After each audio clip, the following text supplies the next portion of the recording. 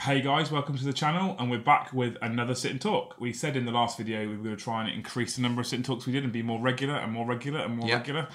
And if this all goes right, and you'll notice something behind me hopefully, if this all goes right, then this is only probably a week after we released the last video, and we're going to try and keep to weekly. Worst case will be fortnightly. Yeah, weekly. We should be fine. Should be fine doing weekly. Significantly better than the monthly, I think it'd close to become. So yeah, is that optimistic? Maybe a little bit less than monthly. Even anyway. You'll notice, hopefully, behind us it looks a bit different. So when we did the last video, we did put it out to the Patreons on Discord for some feedback, and we said to them, "Can you show us what you think, or not show us? Tell us what you think. Tell us what you liked about it, what you didn't like about it." Constructive feedback. What was really nice for you is you were really warmly received. Seems so. Which was quite nice because it was very nice. Yeah, rubbish. I was pleased with that. Thank you very much, everybody. And the other thing that we got massively picked up on was the fact that it didn't look as professional as maybe it could. Yeah, tea towel and shot. Till, one of our German friends from the Discord basically said that he hated the fact there was a dishcloth hanging in the background. German ex-friend. Watch how many people now go back to that video and go, "Was there? Was there?" Yeah. So that pushed me to go more professional, and I had a couple of options. Option one was we could have gone back to the old hanging the banner that we did before, which kind of was okay. Yeah, but it still looked good. But... it was a pain in the backside. So I went for an even more complex option. You did. Of adding this thing behind us. Much agonising over hardware and bits and pieces. So we've spent some money to try and professionalise this up, and you hopefully will notice behind us that there is no kitchen cooker or window or curtains or banner. It is just an image because we've gone for a bit of chroma keying, and it's a very steep learning curve. Yeah. Because I didn't know what I was doing 4 days ago. No. And I spent many hours on Wednesday night recording my wife knitting in a dressing gown in front of the green screen to try and get it to work. And I think I've got that footage is not for public consumption. No. Well, it could be, but certain websites exist for that.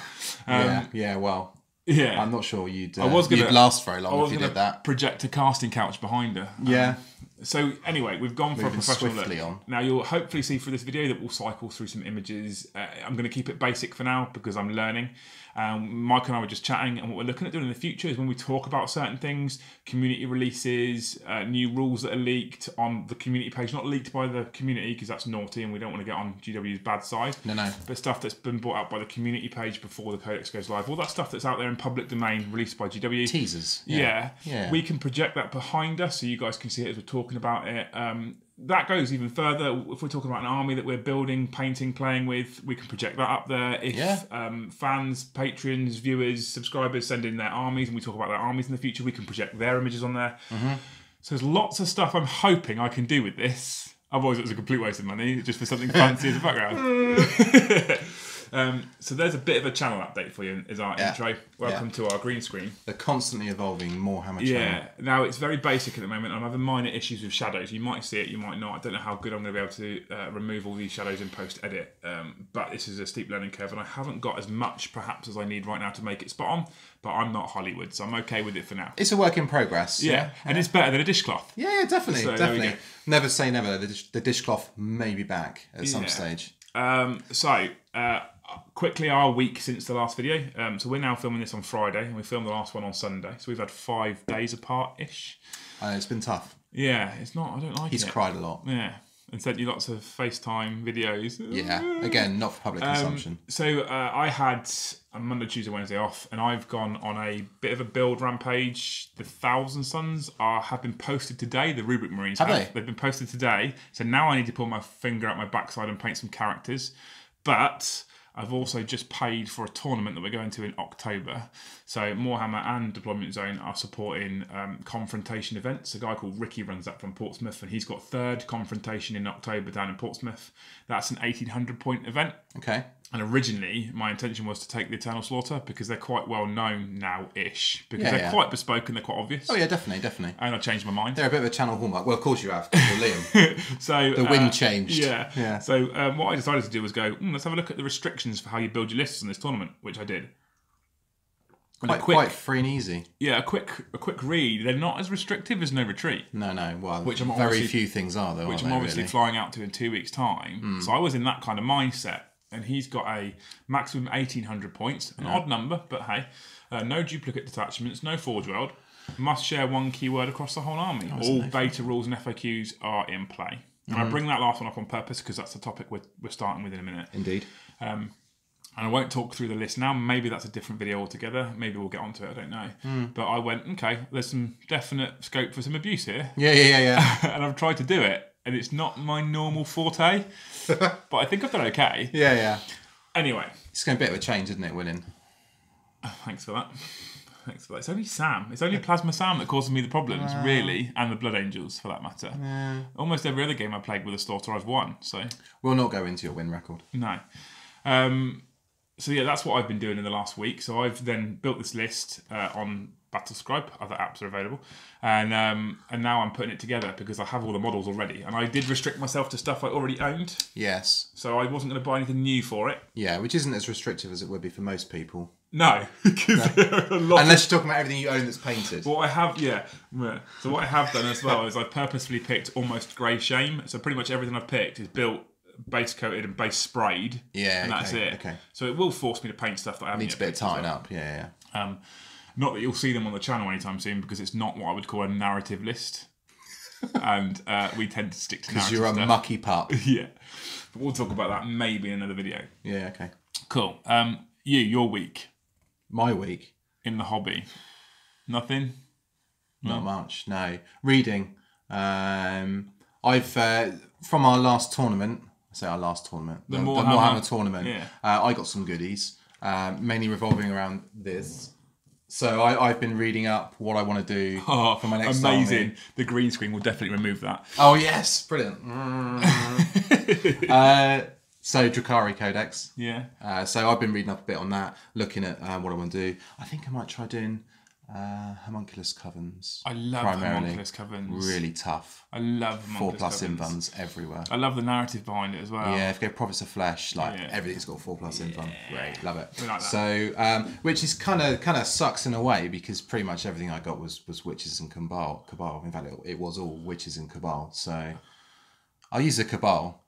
That's fine. Yeah, it'll be interesting to see what you do with it. Because obviously they've got that really rare detachment option with the 3 patrols, and you can take all the different cabal can do. Yeah, I mean, they released that with the Codex, which is prior to one of the FAQs, the last biggest FAQ, which then increased the battalion command point bonus to 5. Yeah, and they haven't had a bump with it, have they? No. So obviously, you get +3 for having 3 patrols, I think. Which is. Maybe. Is it better than normal? What do patrols get normally? Nothing or 1? Nothing. Is it nothing? Or is it +1? It's nothing, isn't it? I think it's nothing, yeah, because it's just an HQ. So it's better than taking 3 patrols because you get the +3, I suppose. Yeah. But it's not. But then having said that, a battalion may give you more command points, but you can't focus on a cabal trait or a witch cult. And the thing is, you've got to take cabal because you want to use Agents of Vect, don't you? Yeah. Just so you can go get Vect. Yeah. And then But then you have to have Black Heart, don't you? And we like to be different on this channel and on DZ if we can help it. But yeah, I feel like I got a bit slapped down. A little bit. If you want to use Agents of Vect, that's up to you. Well, of course I do. I think it's just a personal thing where you don't want me to use it. It'll be interesting to see what you do because I love the homunculus covens and I know Talos Pain engines are really, really popular in this edition as well. And I think Grotesques would be more popular because you can put them in Raiders. All right. They take up 2 slots. So they're like a Terminator, essentially. But not as rubbish for the points. No, but their models are rubbish.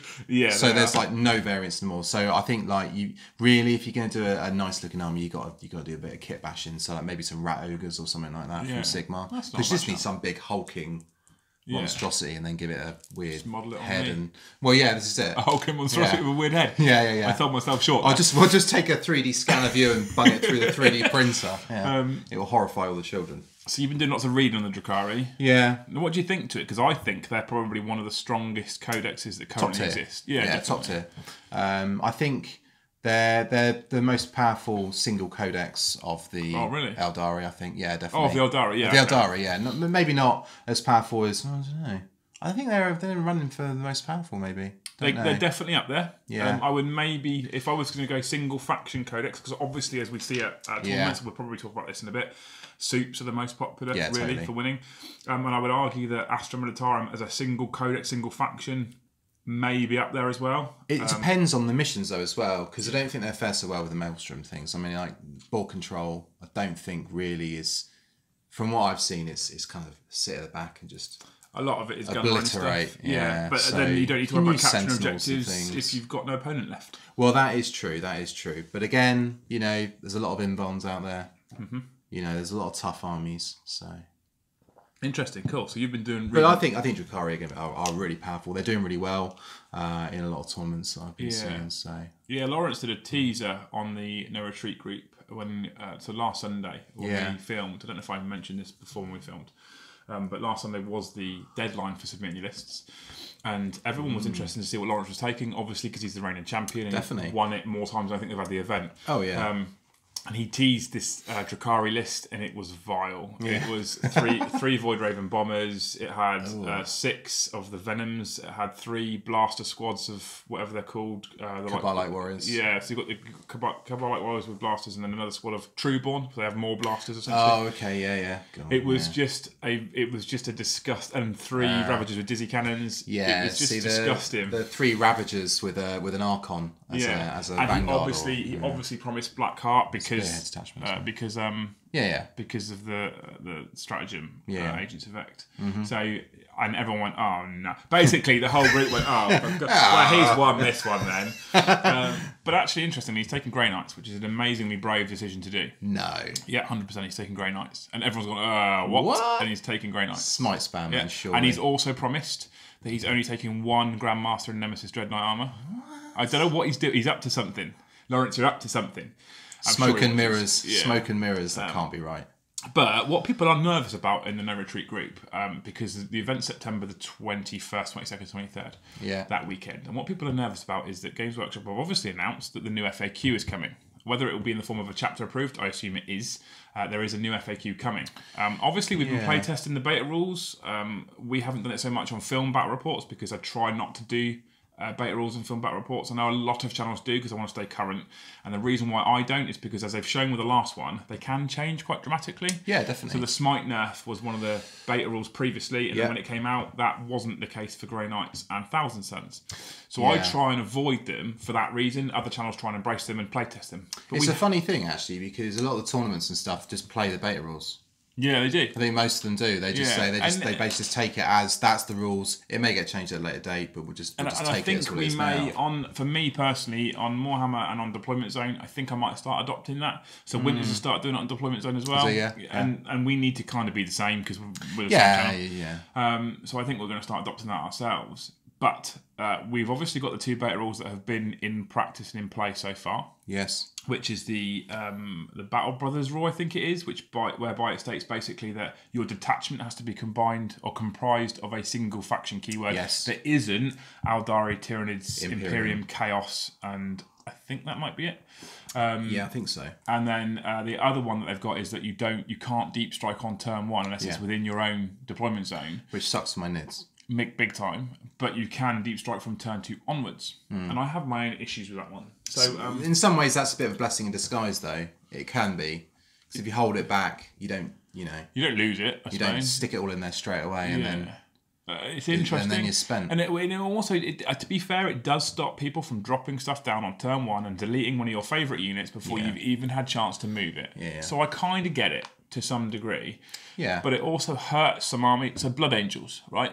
Yeah. Now I'm rubbish with Blood Angels anyway, and my Blood Angels army is not optimised. If it was optimised, I'd probably be looking at Death Company with jump packs and all that kind of stuff. And triple smash captain. No, I wouldn't do that. But not being able to drop them on turn 1 and make a charge can really hurt. So I've got my own opinions on that one, but I think for the greater whole of the game, it's probably a benefit. My big concern with it is that what we're doing is we're taking strong armies who are long-range firepower, Imperial Guard, Tau, and we're arguably making them stronger. Because what they've got now is on turn 1, you deploy your non-reserve stuff on the board, and you deploy your reserve chunk off the board, and that's always been a viable tactic, is bringing in reserves and playing that way. Yeah, I mean, my army, I play Jormungandr for my Tyranids, and that's basically, it's half of my army is off the board. So you're a perfect example of a human being. So you've got half your nids on the board and half them off the table. Now, before the beta rule, you're playing an Imperial Guard gunline or Astrometar gunline or a Tau gunline, for example. Yeah. Turn 1, you get first turn and you go, bang, here's all my reserves. Yeah. Suddenly, that Tau player or Guard player has got to think to themselves, what do I prioritise? Yeah, target-rich environment. Yeah. take away that rule and put it in there, you can only come on turn 2. Now you've got Tyranids, chunk, Tower Player, chunk, and he goes, I'm not worried about that because he can't come until the next turn. Yeah. So let's pick all this stuff away, and when that arrives, I'm ready for you as well. And that's what I hate about it. It's true. However, it's also one less turn for your stuff off the board to get shot at. Yeah, I mean, I get it. It goes both ways, doesn't it, really? I just think target rich is a viable tactic for some armies to chuck so many viable targets at you that you might not prioritise correctly, and that can hurt. Yeah, and one thing I did find at the tournament was that when I was playing, because I'm a noob playing this, it's gone quite slow, and I got a lot of models as well. I mean, with like 70 plus models in my army, so it took a long time. So I got to turn 3. So that means that my models are only on the board for like 2 turns.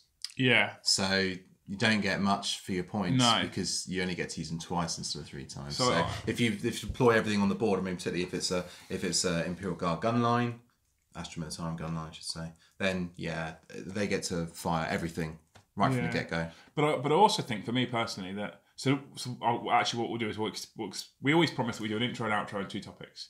So topic 1 that we decided we were going to talk about was the upcoming FAQ. Yeah. And not what we think is going to happen, because I don't think it's easy to predict, but more what I would like to see. It's a surefire way to be wrong, isn't it? Yeah, exactly. Yeah. One of the reasons why I will do it this way is because when I say what I would like to see, what it also does, it invokes good discussion, because people will get back and go, actually, I'd like to see this, or I don't like your idea because of these reasons. And as long as people come back with justifiable reasons for saying I don't like what you're saying, it's really interesting to see what people good dialogue. Say. Yeah, definitely. Yeah. So there's a few things I'll focus on. There's loads of stuff I change, but rather than sit here for 45 minutes telling you every little rule I change, we'll just focus on some important stuff. 45 is a conservative estimate. Yeah, it's very conservative.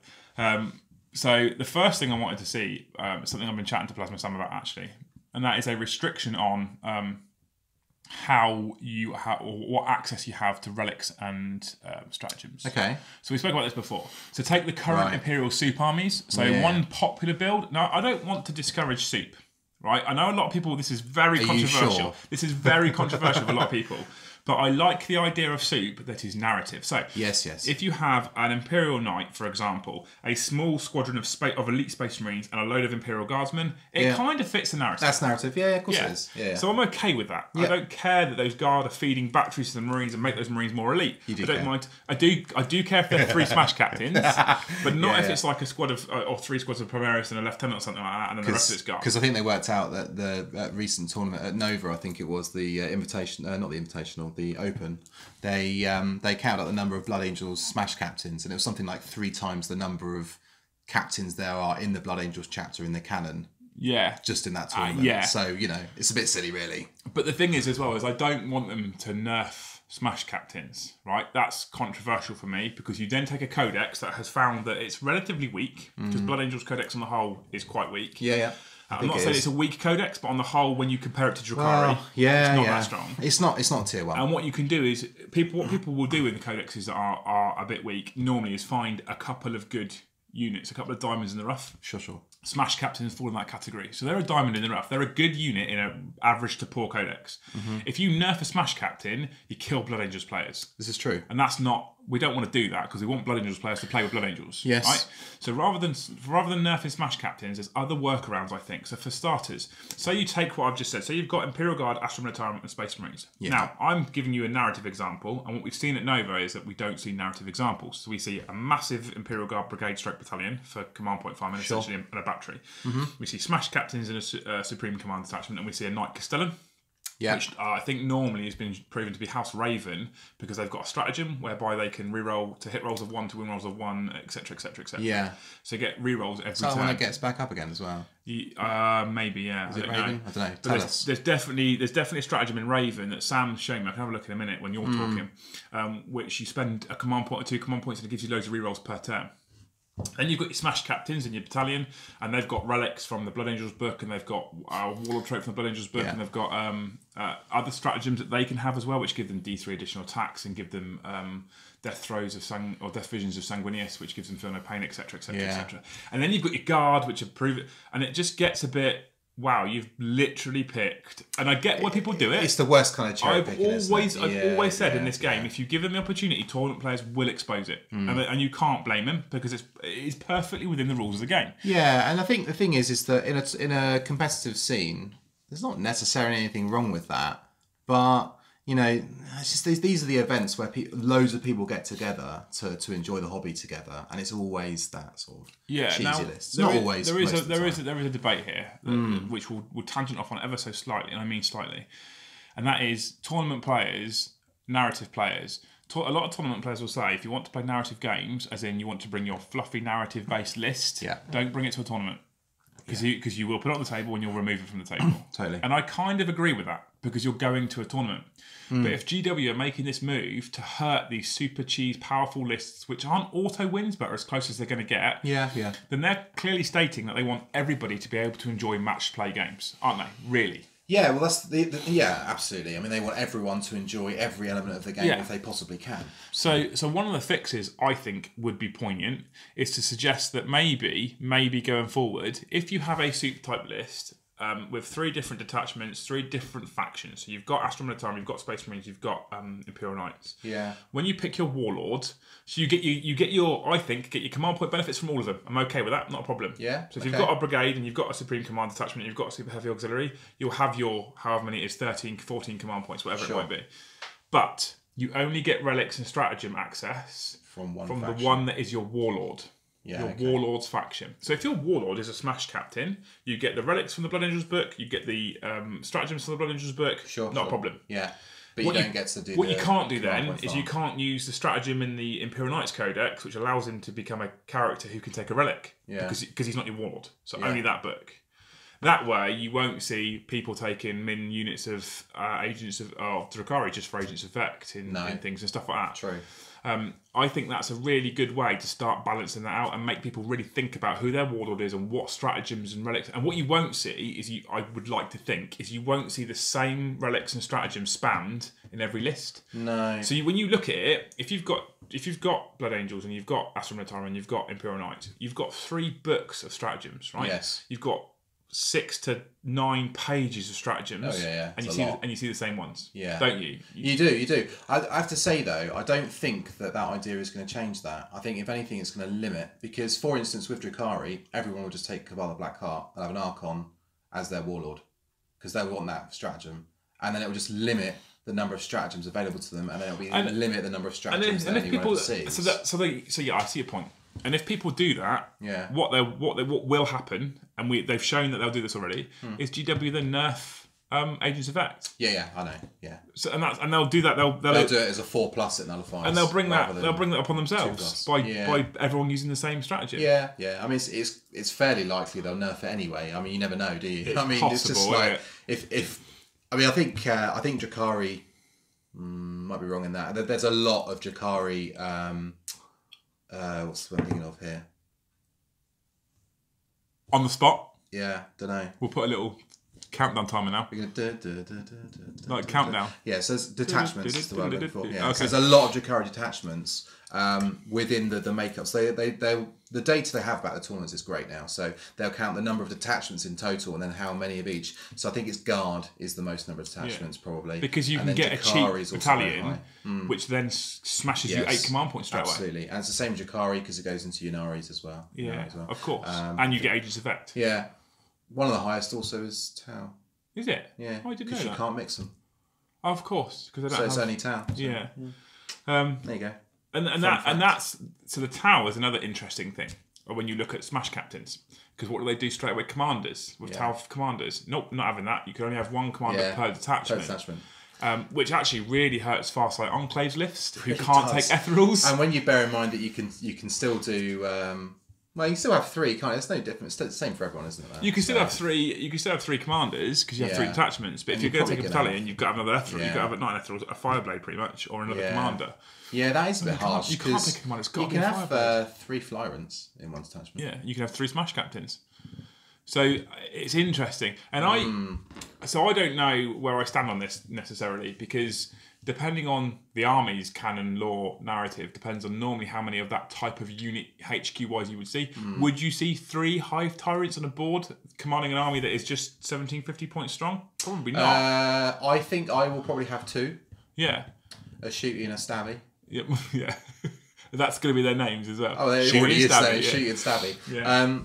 Like one instant. So as a counter idea then for that, how about if the number of different keywords that you have for every keyword extra you have. So if you've got only one army, only one book, then that's fine. If you have 2 books, then it's -2 command points. 3 books, -4 command points. It's kind of a fix, I suppose, because you still have access to all the stratagems, but you won't have the command point. Having said that, so that won't happen actually because GW want us to use command points. And the other problem you've got is that will nerf a lot of armies that already struggle for command points. Yeah. And what it won't do is hurt people like Imperial Guard, who can currently take Warlord traits and stratagems that allow them to just farm command points. Yeah, fair point, yeah. So they'll lose 2 and go, yep, sweet, no worries, and we'll farm them all back. This goes back to what I was saying in the last video. It's difficult. It's difficult. It's difficult. Yeah? It's really hard. But I just think if you limit stratagems, and I honestly, I'm going to say this now, it's a ballsy thing to say. I think we'll see this change. Honestly, I think we'll see this change. Yeah. It's one I want. Everyone, and I think we'll see it. I say not everyone, but I think there's a big movement towards culling all this soup. There's a lot of bad feeling, I think, in the community towards soup lists. I don't want to cull soup.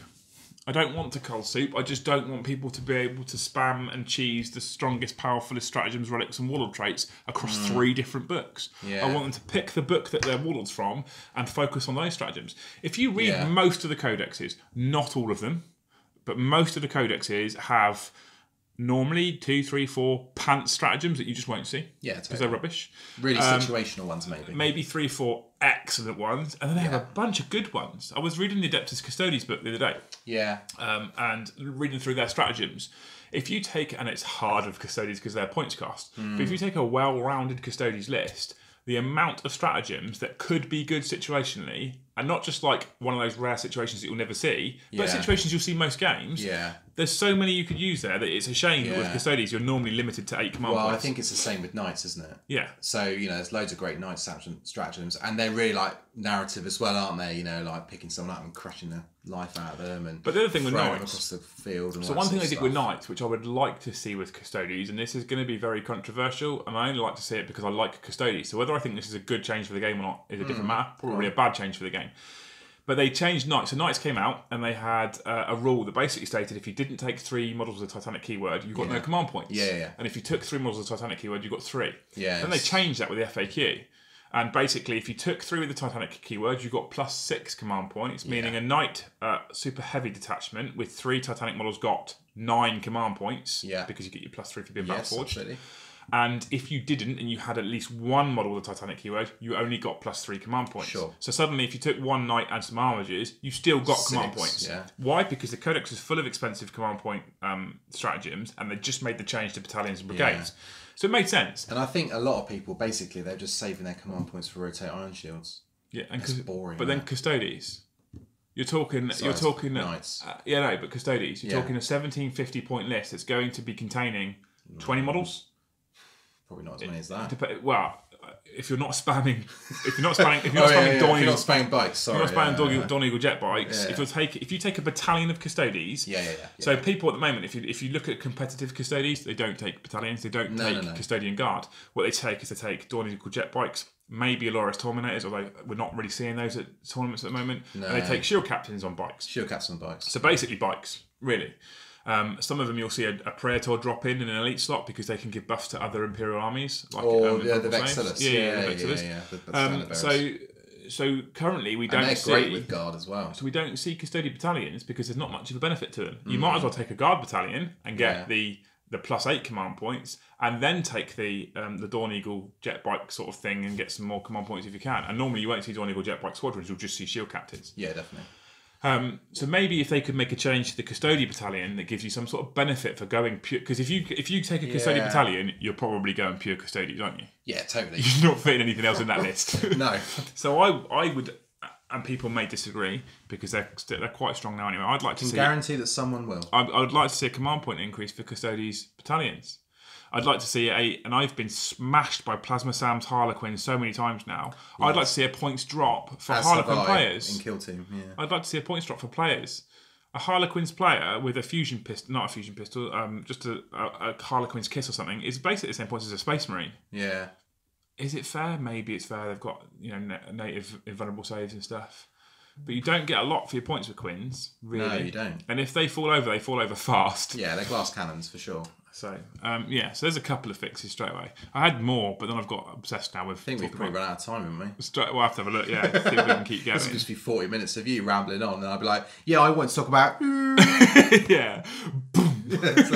Right, I'll check where we are, because there was something I also wanted to talk about for competitive play as well, which will be interesting. I say it'll be interesting. I think it's interesting. And then we'll come back.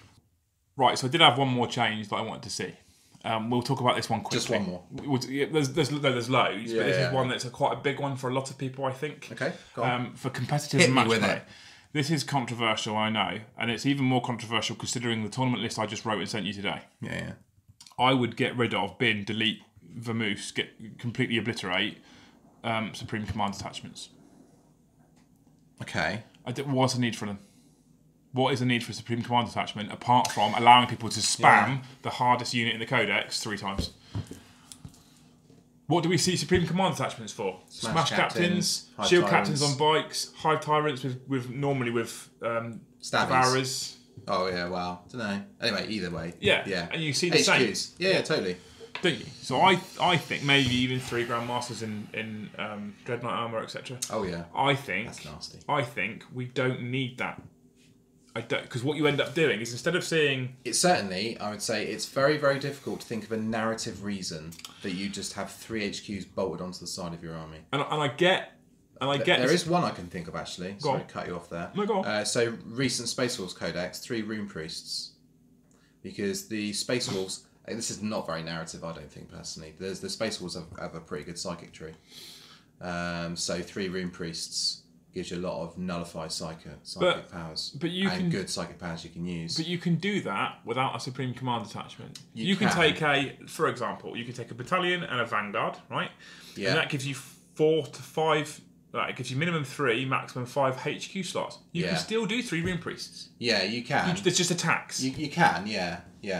And that's the thing. So when you look at... if you want to bolt them on the side of your... Ashman and Tarum army there? No, of course. That's my point. With your knight. So we're going back to the whole fixing soups without actually getting rid of soups type thing. Yeah.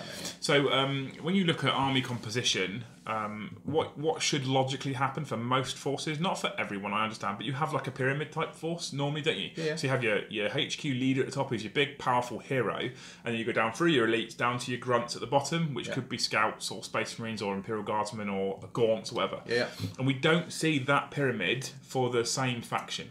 Right, so you'll see your guard battalion with your 3 smash captains. Yeah, that doesn't make sense. Well, yeah, or you tend to see that the different layers in that hierarchy are different codexes. Yeah. And I don't even have a problem with a smash captain with an Imperial Guard battalion to some extent, but I don't like seeing 3. Yeah, you can't do that. It sounds like we're picking on smash captains, and I'm not picking on them specifically. It's just such a kind of like... It's so common thing, yeah. So personally, I think if you bin... And I don't even just mean in competitive play, I'd just get rid of it. I would just get rid of Supreme Command attachments altogether. Yeah, can do. I don't think there's the need for it in narrative play. I don't think there's a need for it, full stop. No, I mean, I don't think there's a need to nerf it in narrative or open play because you do what you like in that. And let's be fair, I've just built a list which includes a Knight Super Heavy detachment and a Custody Supreme Command detachment. So and that's why? Because it allows me to take the most powerful unit 3 times with no tax. Because you're a dirty boy.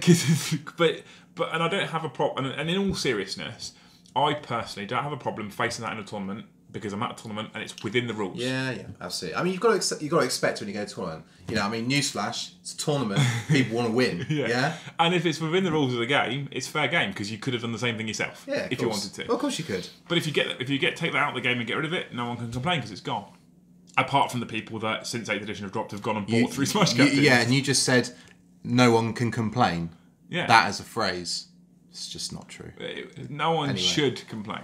Anyway, so that's no one who is of sane mind. Yeah, so there's a couple of fixes for me for this new FAQ. Obviously, I think the turn 1 deep strike should be ever so slightly different. So I came up with a solution whereby you can still turn 1 deep strike, but you can't shoot if you did turn 1 deep strike, just to try and balance it so that melee armies like Blood Angel still aren't so hardly nerfed. We'll see what happens with that. I wouldn't like to guess right now. We know something's coming because they've beta tested it. And I've got no problems whatsoever with the single faction keyword across a detachment, as long as they do something for Sisters of Silence, Assassins, etc. Which is more than you must have 3 Assassins in your Vanguard detachment, then you don't have to take a HQ, because all you see is 3 Colexis Assassins, and I don't want that. So I think it's not much different from free smash castles. No, I know. So I want to see a little bit more work from GW to make Assassins and things like Sisters of Silence viable. Sisters of Silence currently aren't usable with that rule, because there's no HQ with their keywords. I think is there not a rule for them though? Is there not a specific like there is with Assassins? I'm pretty sure there are only rules for Assassins. I'd have to correct me if I'm wrong. So maybe they've already done that and I've missed it, but I would like to. It's difficult. I was thinking like, could you have some sort of auxiliary detachment that's just nil command point wise, and you can just add a unit? Yeah. At the moment, if you just add a unit, it's -1 command points, which isn't a massive problem. Now they've started smashing. Not, is it really? Eight command. But if you want to take, say, you want to take 2 or 3 squads of Sisters of Silence. Because they stack their anti-psycho buff, and it's infantry model, so it's not like it's broken by taking 3 HQs. You would have to do 3 auxiliary detachments, which you can't do because you're limited to 3 detachments in the first place. Each one's at -1, so they need to do something there for me. But that's just what I think, because otherwise you would want it in a Vanguard detachment for elites, and you've got no HQ that can go with them. So that's how I would fix those, and I've got my other 2 suggestions, obviously. So let me know what you think about limiting stratagems and warlord traits, etc., and relics to your warlords faction. Please tell him why he's wrong. And honestly, as long as it's justifiable and you've got reason to back it up, I'll engage in conversation all day long. Absolutely, yeah. And tell me if you think you would like to see Supreme Command detachments deleted, banned, got rid of, or whether you think there's a place for them. I just don't. And that's me done. That's my bit that I wanted to talk about. That's today. what you want to talk about. I want to talk about FAQ. Yeah, I think we've done that. Yeah, we've definitely done that. So I'm going to hard edit here again before we go off on Mike's tangent, because he's got lots of stuff he's written down to talk about as well. I write things down, I don't just remember it. And look at the time on the video right now, and remember that Mike wanted to keep these to half-an-hour episodes. Yes. It's just not going to happen. And then we'll break down a ratio of who's spoken the most within the time so far. I don't think we need to do that. No. Right, I'll be back in a second. Right, so that's the hard edit where I've finished my rant about FAQing and tournament and stuff like that. And when we do another video talking about my tournament list, you'll realise that I've just built a list that contradicts everything I've just said. It really does. But I'm allowed to do it right now. Yeah. And it's a list that still, if they did what I'd said, no, it actually wouldn't work because they get rid of Supreme Command. Anyway. It's fine. There's nothing wrong with hypocrisy if you don't think it's a problem. No, exactly. That's how it works, right? Yeah. That's how it works? Yeah. Right, you want some stuff to talk about as well. I was just going to go through a bit of the Warhammer community stuff. So we've mentioned Nova already. Yeah. Nova, Gamescom thing. Big thing in America. Lots of people get together and in a room getting sweaty and playing games. Sounds awesome. Yeah, I know, right? Why wouldn't you want to go? So GW's released a lot of news about things that is coming out at some stage in the future. Mostly about orcs, it seems, which doesn't particularly excite me. I know it excites an awful lot of people out there. I mean, there's definitely more people that are excited by it than not, I think. Oh, definitely. To be honest. Yeah, I'm in the minority here and I'm fine with that. There's loads of good stuff for orcs, if you like orcs. For the purpose of this video, I don't dislike orcs. There's a lot of Warhammer patrons who are collecting building big on the orcs. Discord. Oh, there's so much excitement. There is so many orcs. So much excitement. That's great. I mean, I love playing against orcs. I played 40. He's one of our patrons. Yeah, legends. 40 was in the forces with me as well. Yeah. Absolute hero. Old friend of yours. And I played him at the Warhammer tournament. It was great fun. Yeah. Really good fun game. There's maybe 4 or 5 at least orc players that I can think of that are in that Discord chat that are very excited. So they're calling it, doubling it Orktober. Orktober, it is indeed. Which I love. And they are releasing lots of vehicles primarily because the old orc vehicles look terrible. They do. They do, really. There's no arguments. Buggy, seriously. That's But the new plastic stuff they're bringing, they've got war bosses on what looks like war bosses on trikes. The war boss on trike, yes, which is big news for orc fans because that means you can have. Here. Yeah, we'll do that. I'll try. Which is great for orc fans because it means that now you can have an entirely vehicle-based orc army, which is really cool. Yeah. So you can have an HQ on a vehicle, and now everything can be in vehicles and rolling around on big spiky wheels. And before you had to go to Forge World to do that, I believe, to take that war boss on the bike. Yeah, I think so. It wasn't really viable. Now in plastic, you can do the whole army, I think. Yeah. Or don't quote me on that.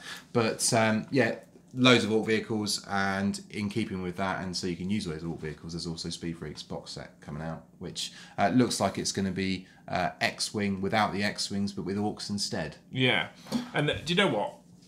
One of my most favourite things about this whole Orc Leak release thing they've done so far is that new rule that they've kicked out. Yeah, we'll try and show that, maybe. Dakka. But Dakka as a rule is amazing. So for those of you that know, Orcs can't shoot for toffee normally. So they hit on 5s pretty much across the board. Only reason they got grots. Yeah, they hit on 5s across the board unless it's Gretchen or grots. And there's obviously lots of -1 to hit shenanigans that exist. Some armies have natural -1 if you're over 12 inches away. Yeah. Which obviously if you're an Orc player, you're going to start that distance away anyway because they won't want to be in combat. So, so you're at -1 to hit things like LA-Tok, Raven Guard, etc.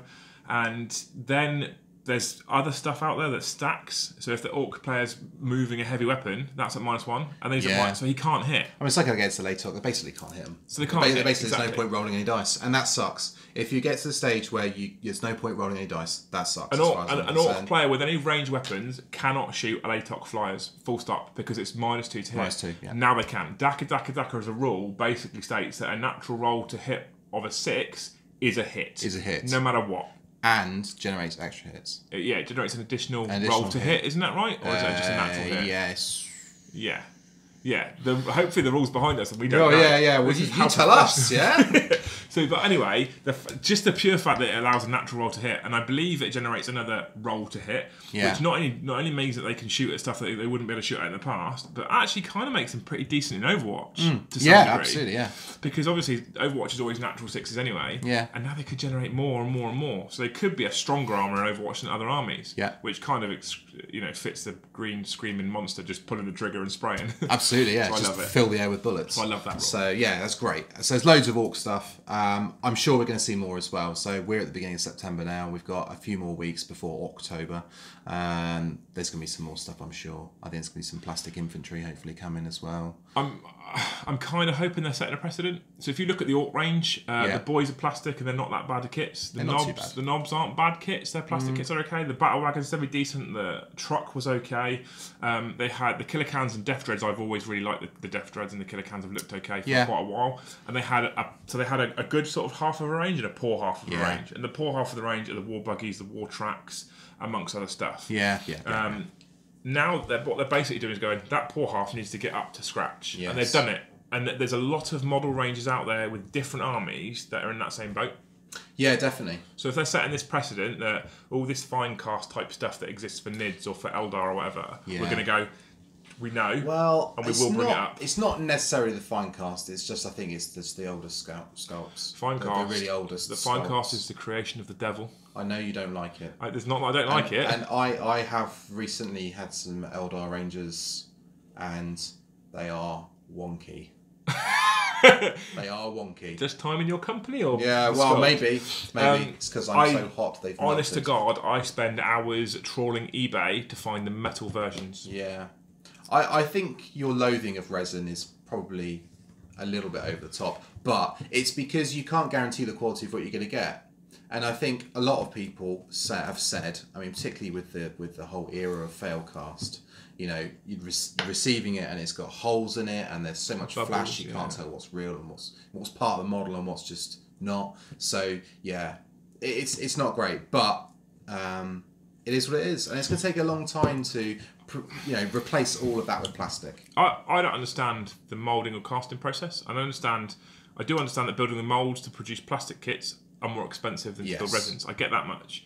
Surely the numbers that they sell, I just don't understand their strategy of still producing fine cast and resin. And not only do they still produce fine cast and resin, but we're told that plastic moulds are more expensive, and yet the fine cast and resin miniature costs more.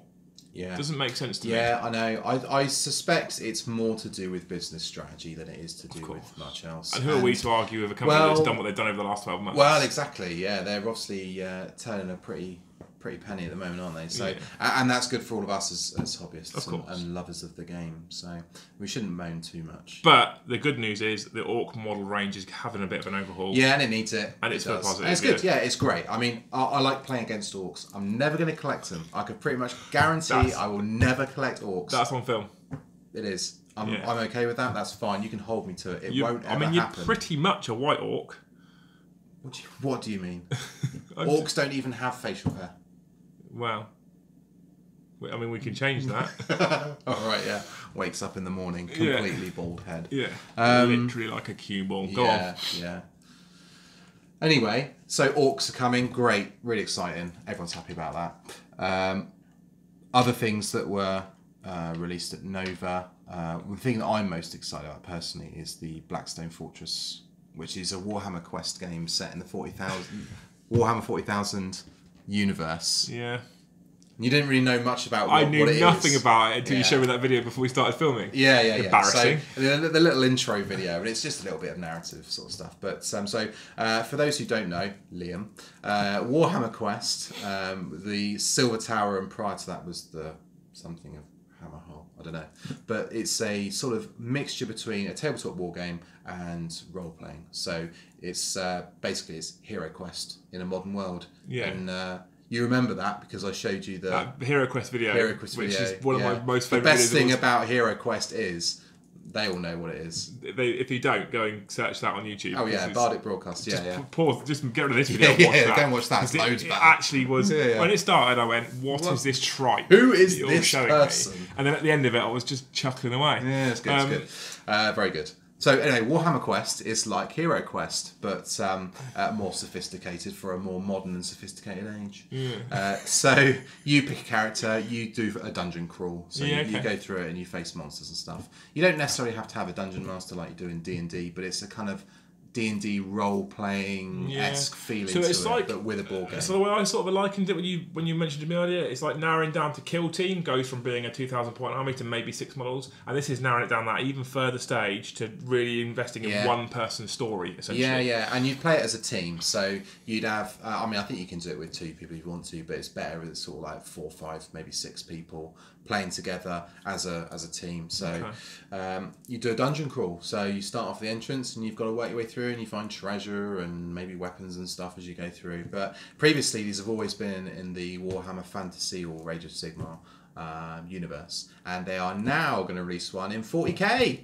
Yeah, which is awesome. And this is another thing, leading on from last week's video, this is another thing that I'm really excited about you bringing to the channel. Sure. So there's a lot of stuff, I'm going to be honest, there's a lot of stuff that pops up on the community page that I ignore. Yeah. For example, Age of Sigmar, I love the model range. The lore doesn't interest me personally. Yeah. So it's not something I ever invest in. The reason why I'm so deep into 40k is because I love the lore and the narrative, and you get to play out your favourite forces and your favourite battles and that kind of stuff. Definitely. Sigmar lore, although I don't think it's that weak anymore, and they've definitely worked really hard since Sigmar launch. Yeah, they're doing a good job, I think. It just doesn't currently interest me yet. It might do in the future, once I've done everything I want to do with 40k. If they release some more sexy models, it'll turn your head. I cannot tell you how close I was to purchasing the AOS2 box set because of the Nighthaunt stuff. Yeah. Because I thought the Nighthaunt stuff was glorious. It does look great. And so easy to paint up as well. Well, if you have the discipline to sit and paint models, yeah. Yeah. So I'm not one to criticise. So this, for example, Blackstone Fortress. Now, I know what Blackstone is. That's the stuff the Necrons are searching for. But I didn't know that it was this game, because if it's not a 40k, and I guess it kind of is a 40k thing, but if it's not a big scale 40k similar vein to, like you say, it's like, 40k Kill Team and this Warhammer Blackstone Fortress, hopefully. But I think there's the nice thing they did about with Silver Tower and the whatever it was of Hammerhall, I can't remember what it's called. But the nice thing about that was they had a model range for it, so it was like a £90 or £100 box set, and you get loads of models in there. Yeah. But it's not like you get 2 armies. You get a whole range of different things. Yeah. So you've got like your quest party. So there's like a chaos warrior, say. Yeah, I've seen like that. A sort of And there were some cool models in the Silver Tower one. Yeah, some really cool models. We can expect a similar sort of thing, hopefully, with this, where you have like a couple of like hero models. You select a hero, and then you do a quick. And it might sucker me in. From what you've described it to me, I don't think it would make good footage on YouTube. Possibly not. But we'll see. Maybe it will. We'll have to have a batch, maybe. I have recently been watching Guerrilla Wargames do run-throughs of Hero Quest, and that's great. I enjoy that. That's good fun. They've done all the book missions. You've got an unnatural obsession with Hero Quest. Yeah. It's from my childhood. I remember playing it. I had a set. It was great. Yeah, it was awesome. So hey, we come from different sides, don't we? I mean, you're wearing a rugby top. I'm wearing a top with Studio Ghibli on it. So I don't know what that is. You don't know what that is? No. Can they see my t-shirt? Not if I get rid of it. They know what that is. Yeah. It's Totoro. Right. I don't do anime. Or no, whatever it is you're talking about. I do. So one of the things Mike will obviously bring to the channel, which, as you've just seen, is interests that I don't have. So I've no doubt I've got interests that you probably don't have, stuff that I'm really keen on that you're not that interested in. So I'm massive on Titanicus and you're kind of meh about it. So he brings another angle for stuff like this that I probably, and this is stuff that you could probably drag me into quite easily if it's a single model thing. Yeah, and I think vice versa as well. Yeah. You know, if you've got a starter set of Titanicus, we can have a game, can't we? Yeah. There you go. We could. I mean, that involves he's spending more thinking, time with you. I'll try and convince him how to play it and then show him how. I don't know how. Yeah. I'm basically waiting to play against Winters for the first time so he can teach you. Because I have no idea. It's fair enough. Cool. I think that has covered everything you want to. Is there anything more? Oh, you wanted to talk about Nova a bit, didn't you? Or have we already covered most of what you wanted to talk about? Well, I was just going to talk about the releases. There's a lot of information out there about the tournament itself and the lists that were playing. They did kind of announce 2 new factions ish for 40k. So they've obviously got Rogue Trader stuff coming. So there's this Galapox infected, and then the other race. Insert name here. Rogue Traders, isn't it? Yeah, and they have stated on the community page that they are not only just races for Rogue Trader and for Kill Team, but they will have with them essentially indexes. Yeah. So you can play them in games of 40k. Now, having chatted to Winters, and I can say this now because this is Friday, and the video with him goes live tomorrow. Having chatted to Winters about this Rogue Trader release, he says that the Rogue Traders themselves, not that interesting. The Galapox infected, you will see in 40k because their rules are in places absolutely filthy. And they're Nurgle, aren't they? So they are Nurgle. Slotting really nicely. Yeah, so he's instantly looking at some of them to add to his end of all things. Yeah. He did give me some information about some of the rules and some of the things they can do. I don't remember them off the top of my head, but he said they're very strong looking models and units. Well, narrative-wise as well, it's basically Flight of the Eisenstein. Kind of, yeah, essentially. Isn't it? So he was telling me how things have Gellerfields. He explained it all on the DZHQ video, which if this goes up on Monday like I want it to, DZHQ was sadly just gone. So he explained it in that as well about how things have Gellerfields and it's when there's a breach in the Gellerfield and things get infected and all that. Yeah, so as you travel through the warp, you're constantly being assaulted by Chaos forces. You have the Gellerfield now, which basically repels those forces and allows safe passage through the warp. And they break down and people get infected by Nurgle, essentially. Because no one knows how to make anything. They just kind of copy the last thing. And the other big thing that they've been obviously hinting at releasing for quite a while now is lots of little leaks and images about the new Sisters of Battle that are coming. Yeah, again, this is the kind of the promise that GW made that we know everyone wants sisters. They want plastic sisters. It's like a massive thing. It's almost as big a movement and following as squats, isn't it? Yeah. But so they said... Which you basically got slapped about after the last video. Yeah, well, never mind, eh? Yeah. Oh, well, mistakes were made. The first of many smackdowns. Yeah. So the plastic sisters, we've seen heads. We've already seen weapons and they're all heads and weapons and things. So we're seeing little bits and pieces. And the heads, they look tough. They do. Yeah. They look alright. I'm not a Sisters of Battle fan. Don't shoot me.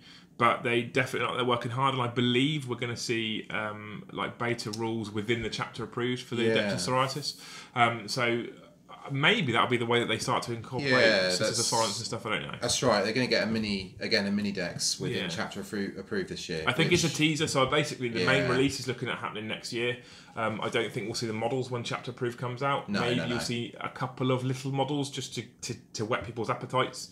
But I think they're going to chuck out the rules for the guys who've already got Sisters of Battle armies and go, there's your rules at least. Yeah. And then next year you'll see the codex. Yeah, because it's like a beta mini Dex. Yeah. So I think which is quite an interesting idea, is they've put this beta codex out there so that, or they will be, so that they can play test it. The Sisters players can play test it and then feedback what they think about it, what they like, what they don't like, and that'll influence the final release. This is one they really don't want to get wrong. Yeah, they really don't want to get this wrong. God, could you imagine? No, exactly. Ugh. So fingers crossed they get this. They get this right for them. Drowning in tears and rage. I think that's most of what we were going to talk about. Yeah. So now we'll just wrap this up. Let's do it. So what we do at the end part of this video, for those of you who haven't seen the last one, what we're going to do in future is talk about some last little bits that we do basically on every video. So we should definitely mention that we are sponsored here at Warhammer by Element Games. There's wonderful people at Element. They are awesome at Element Games. Our partnership with them is going really, really strong. There will be a link in the video description below. If you follow that link, it's an affiliation link. So basically your Element Games website, web store looks exactly the same, but they know you've come from us. If you bookmark that link and use that, that's amazing. For reference, it's the exact same link as Winter's SEO and the exact same link as deploymentzone.tv, because him and I are business partners and it's all affiliated together. Yeah. Basically, they know you've come from us. When you make purchases, they know that you've come from our links, and it makes us look good and our relationship gets even stronger. Element are offering things like tournament space, so we can set up Warhammer Deployment Zone Winter's SEO tournaments in the future, all that kind of stuff. Looking forward to that. It's really, really good. So thank you very much to Element for sponsoring us. Please click the link below and follow and go through their website. They've got loads and loads of stuff. They've got more than just 40k. They've Age of Sigmar, other game model ranges, collection cases, paint, scenery, all that kind of stuff. Yeah, and the service is excellent as well. I've ordered loads of stuff from them. Previous to being affiliated with this channel, and always found to be great. They were always the web store that I used before I originally was sponsored for a little while by War Games. It was always Element that I used. Yeah. So when War Games didn't happen and we moved to Element, I was so happy because they were previously my favourite store. Sure. They're awesome. Yes. So yeah, check those guys out. A massive, massive, massive thank you to everybody who decides to be a patron of Warhammer. Wonderful people. So there's also, I think there is a link to Patreon below. If there isn't, I'll make sure there is now.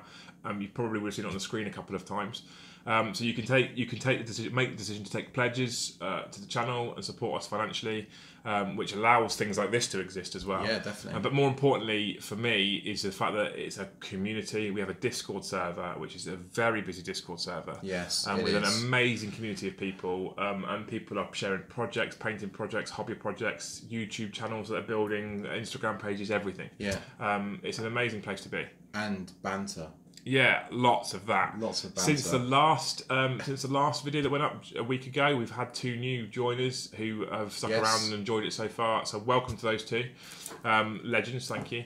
And anyone else that wants to get involved, feel free to follow to pledge us on Patreon and come and join in the fun. It's a really small donation now to come and join us. So thank you to you guys. You guys are heroes. Obviously, I went quiet for a few months, so I want to make sure that you lot know that you're really very, very appreciated. Apart from Richie. And I think I'm going to say that in the next video we're going to do a bit more ideas and stuff from the Discord server. So things that they've suggested. So we're going to start asking them questions. So what we'll do, I'm hoping when the content becomes regular and we're used to this, we'll cover stuff that's like community releases like we've done today, but we'll also cover stuff from patrons and their questions and things that they want us to talk about basically. Yeah. So it might not be they've got a question, they just go talk about orcs or whatever. Yeah. Hopefully not. So hopefully not for you. So thank you very much to those. Finally, for those that you don't know, I have a website with Mr. Winters from Winters SEO called deploymentzone.tv. That's where you'll see the majority of battle reports nowadays from the pair of us. There's a battle report goes up every single Tuesday. There's a series called Winters Top Tips. There's DZHQs, which is sit and talks with me and Winters instead. Yes. That's amazing, that website. Very good stuff. Feel free to head on over to deploymentzone.tv and check us out there. There's a merchandise store for DZ. There's all sorts of stuff.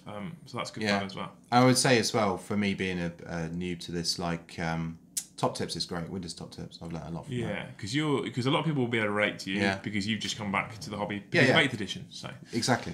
Yeah. So anyway, that's that. That's the outro. Basically, that's us saying thank you to everyone that supports us, and it's a massive thank you to everyone that supports us. If you haven't, just 5 more minutes of waffle. If you haven't already, please click the subscribe button below, and maybe click the bell if you're happy to, and that way you get notifications about these videos every time we drop them, and they are going to become more regular.